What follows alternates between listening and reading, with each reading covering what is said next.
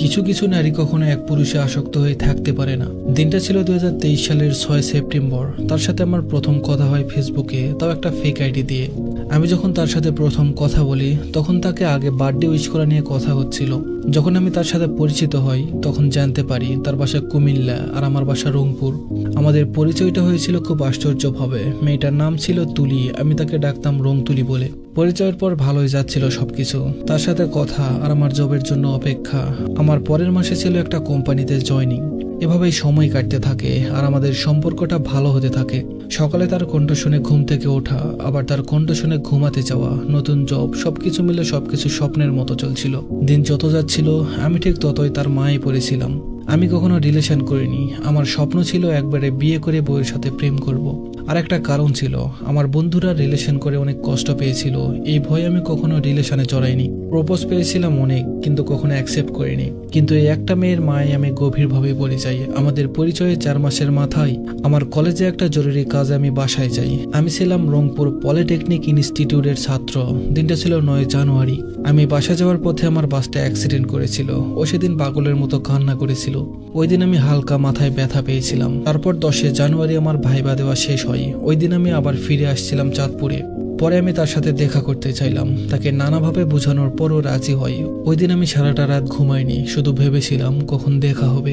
তাকে আমি ভিডিও কলে দেখেছিলাম, কিন্তু সামনাসামনি ওইবারই প্রথম। জানুয়ারির 11 তারিখ রাত যখন 4টা, তখন আমি কুমিল্লার নিমসার বাজারে নামি বাস থেকে। তখন আমি কিছুই চিনতাম না। তখন আমাদের কথা হচ্ছিল অনলাইনে। তখন খুব বেশি ঠান্ডা ছিল।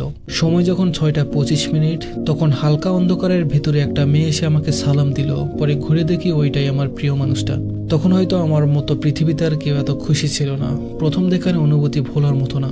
তখন আমি আর সে চলে আসি কুমিল্লা ক্যান্টনমেন্টের ওভারব্রিজে। আমার ইচ্ছা ছিল ময়নামতি ঘুরে আসা, কিন্তু সে আমাকে নিয়ে গেছিল ইংরেজের কবরস্থানে। ওই সময় প্রথম কোনো মেয়ের সাথে পাশাপাশি হাঁটছি আমি। তারপরে তার সাথে দেখা করে আমি চলে আসি। আমাদের এই নিয়ে 3 বার দেখা হয়েছিল, কিন্তু যখন তার সাথে আমার সম্পর্কের 1 বছর পূর্ণ হয় তখন সে কলেজে ওঠে। আর তখন থেকে সে কেমন যেন পরিবর্তন হয়ে যায়। আস্তে আস্তে সবকিছু চেঞ্জ হওয়া শুরু হয়।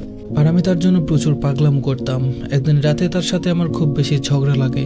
ওই দিন সে ঘুমের ট্যাবলেট খেয়েছিল। বড় হওয়ার পর ওই প্রথম আমি কারোর জন্য কান্না করেছিলাম। পরে তার আম্মুকে কল দিয়ে সব বলে দিই আমি। একদিন সে আমাকে সব জায়গা থেকে ব্লক করে দেয়। আমি জিজ্ঞেস করলে বলে ভাই আমার আইডি চেক করে, তাই আমি তাকে কিছু বলিনি আর। কিন্তু কখনো ভাবিনি ওইটাই আমার সবচেয়ে বড় কষ্টের কারণ হবে। আমাদের মধ্যে ঝগড়া লাগতো মূলত তার ফেসবুক স্টোরি নিয়ে। এর মধ্যে রমজানের রোজার সময় আমি তার জন্য একটা শাড়ি কিনেছিলাম দেওয়ার জন্য, যদিও বা সে ওটার টাকা দিয়েছিল জোর করে। ওই শাড়ি পরে সে একটা স্টোরি দিয়েছিল ফেসবুকে। ওই দিন আমি ঢাকা থেকে চাঁদপুরে আসি লঞ্চে। তখন দেখি তার স্টোরিতে একটা ছেলের লাভ রিয়েক্ট দিয়েছে। আমি জানতাম না কি ওই ছেলে। পরে আমি যখন তার সাথে এই বিষয় নিয়ে কথা বলি, ওই দিন তার আর আমার মধ্যে খুব ঝগড়া হয়। আমি তার 2 দিন পর যখন কল দিয়ে সরি বলি, তখন সে আমায় অনেক কথা শুনিয়েছিল, কিন্তু আমি কিছুই বলিনি। দিনটা ছিল 25 ডিসেম্বর। আমি তার খোঁজ রাখার জন্য তার একটা বান্ধবীর সাথে কথা বলি আর জানতে পারি সে নাকি রিলেশনে গেছে। ওই দিন আমি সারাটা রাত কান্না করেছিলাম, ঘুমাতে পারিনি। চোখগুলো আটকে গিয়েছিল, চোখগুলো ভিজে থাকতো সব সময়।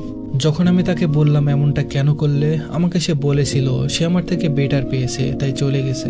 পরে খবর নিয়ে জানতে পারি এই ছেলেটা নাকি সেনাবাহিনীতে জব করে। আমি সব সময় চিন্তায় থাকতাম যে আমাদের সম্পর্কে যেন থার্ড পার্সন না আসে, কিন্তু আমি কি আর জানতাম আমি ছিলাম তার জীবনের থার্ড পার্সন। ওর ব্যাপারে সবকিছুই আমার পরিবার জানতো, তাকে ভালোবাসতো। ওই যে ও আমার পছন্দ ছিল। সেদিন সে শুধু চলে যায়নি, আমাকে অনেক কিছু উপহার দিয়ে গেছে।